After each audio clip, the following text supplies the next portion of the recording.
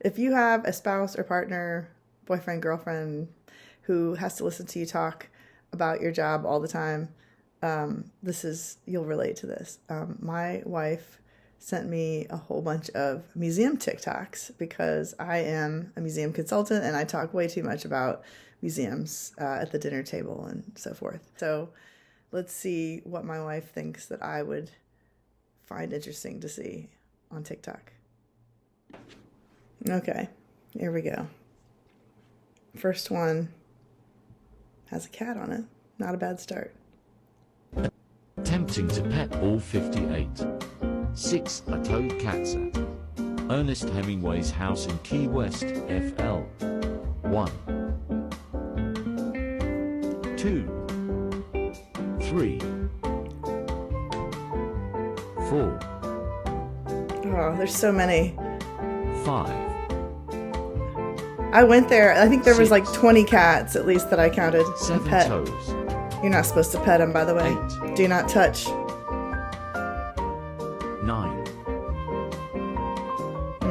10. 11. Okay, yeah, I think we get the idea. There's a lot of cats at the Hemingway house, and they sit everywhere on everything, and it's just the most amazing thing. Would I want to work there? I think I would hate to clean up all the cat hair and take care of all the cats all the time, but dang, it would be so nice to, on your break, just like go out and pet some cats. And, frankly, I would interpret the cats more maybe than the Ernest Hemingway story. I don't know. All right, let's watch another one. Do you like history, Hemingway and Cats? Oh, another one. You have to visit the Hemingway house in Key West. This house museum / cat sanctuary is home Look at to those over toes. 60 polydactyl cats. I recently visited with a bestie who has some great cat commentary. Look at that. So Hemingway was a my bit voice of a got cat really lady. high. He'd buy his favorite felines cases of salmon and in some cases have a little midnight cat with them, aka whiskey mixed in with milk. Oh my god, my wife would kill my cat for getting up on the table in like Cuba, that. he had a dedicated room to them, but then when he was in Key West, he just kind of let them roam the property, as they still do today. Amazing. Hemingway's first cat, Snow White, was gifted to him by a ship captain. Look at his mitten. Polydactyl cats were considered lucky on ships because they had... I mean, what if you were a famous writer, admittedly like a tortured individual, have this very interesting story, and really all anyone can talk about is your cats? Let me think about that. That could be my new legacy. Okay, continuing on. extra paws to catch those... Attempt. Let's see. The signs at the Oh my Hemingway God. Home Set help us preserve our history. Please do not sit on the furniture. Cats sit bad. The signs at the Hemingway Home Set help us preserve Yeah, our that's history. true. Please do not sit on the furniture. Cats sit. Don't sit on the furniture except for the cats. Okay.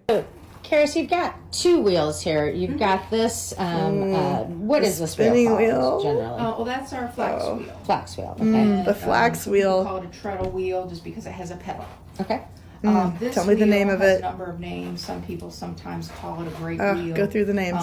We tend to call it more just a wool wheel. Okay. And these wheels, you actually are turning it with your... You guys, with I don't know your if I'm going to make it through this arm. video.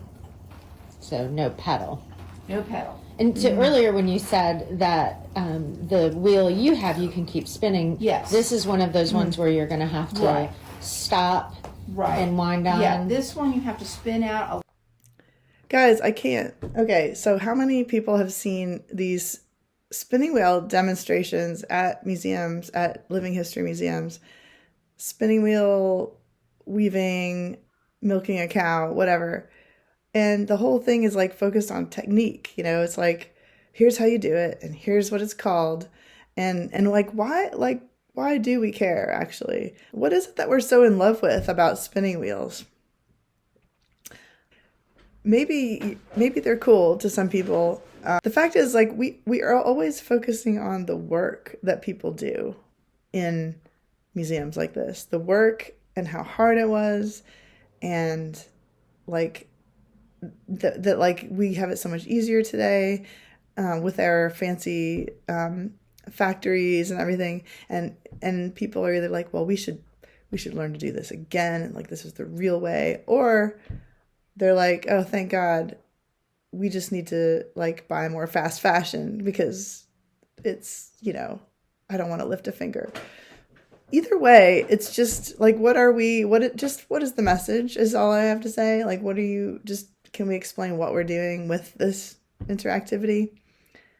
I have a lot to say about spinning wheels. Okay, going on to the next. Wait, let's just fast forward to the end here. Does she say anything else? Oh, good. It's 4 minutes long. Oh, she's demonstrating. Usually when you're spinning wool yarn, some spinners say that you don't have to put quite as much twist into it as you would linen thread. Oh, thank you for that amount of detail. What I will say about spinning wheels that is it's really a good thing is that it has like a meditative quality, doesn't it? It's like, the wheel is going around. And I think with a lot of handicrafts, there's this, there's been research about this, about the well-being, increased well-being in people who have kind of like done something with their hands repetitively, mindfully, right? So maybe they should have like a room full of spinning wheels where people can like come and chill, like put some ambient beats in the cabin there and take a whole bunch of spinning wheels. It's like the new like yoga with goats. It's like that novel. But anyway, I do think that has some historic importance because we're doing a lot less of that stuff these days. So maybe it has increased or has affected our mental health. That's a little bit, I think, more interesting than just like, what is it called and how does it work? It's just me. All right. Holy smokes, what is this thing? This thing's amazing. This is pretty cool.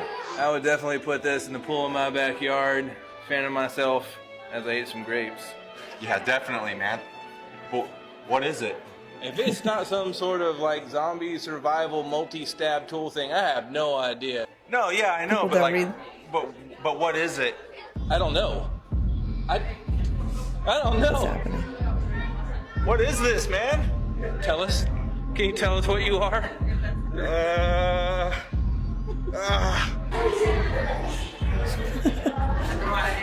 want to go home. They don't know. Wow, that's a lot of pressure. Guys, come on. The label's right here. Tired of being confused inside the museum? Try labels. Labels are the number one cure for finding knowledge about an object or specimen. Labels may cause an increase in serotonin levels. Some people have reported changes in behaviors such as happiness, laughter, smiling, and giggling with labels. Patrons may experience trouble sleeping at night because they want to read more labels. It is advised to read one label at a time. Consult with your eye doctor prior to reading labels if you have any pre-existing eye conditions. Nobody can be allergic to labels. Please do not wheelbarrow your friends into a label. That is against museum rules. Labels will not cause indigestion, diarrhea, heart problems, sudden rashes, or pain in the abdomen. Please do not run or skip in the halls on your way to read a new label. Labels are not recommended if you do not plan on learning. Labels do not expire and can be read on a daily basis. Labels are suitable for people of all ages. Stop reading labels right away if you lose track of your children in an exhibit. Increase the wealth of your knowledge and decrease your confusion today with labels. Oh, that is good. People don't read labels. Of course, you all know that because you don't read them either. I'm a museum person and I don't actually read the labels most of the time. I don't know. People put a lot of emphasis on them. I was really surprised to learn that, when I first got into this field that there are label writing competitions. People win awards because it's actually it's like an art form, putting the exact thing that you want to say in this like 100 words or 50 word limited text area. But I will tell you this, most museums write stuff that is way too long. And like that one at the end, these guys are looking at, like, that would just cross my eyes immediately. I just would not read it. Of course, there are people that will read it.